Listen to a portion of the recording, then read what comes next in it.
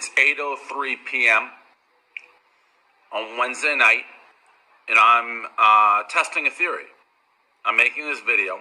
I want to see if the stock market is as easy as I proclaim it to be.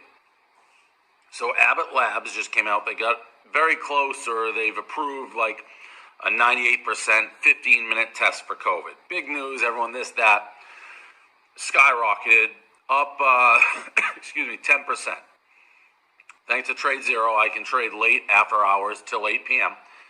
I said, you know what? I'm going to drop $700,000 into Abbott Labs. See if it runs tomorrow.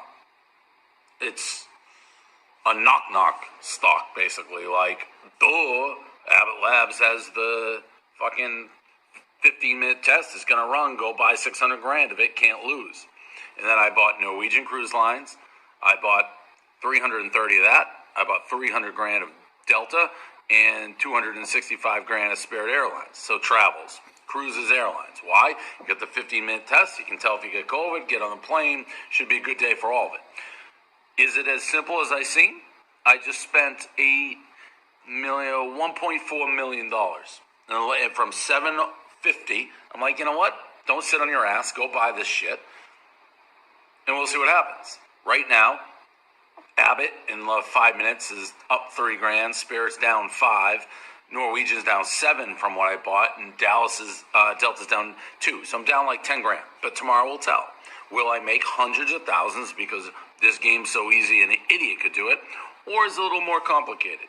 I'm excited to find out the answers. You know, you're going to have the Howard Markses and the Ron and Sonas and maybe the Warren Buffetts. So I don't hate Warren Buffett, but the big hedge managers and the fund who are going to charge people mucho dinero to get the advice that I just gave, which is like, Abbott Labs, I should probably just invest in that because I have a brain, and it's a gigantic brain, and it's one of the biggest brains that's ever walked on the street.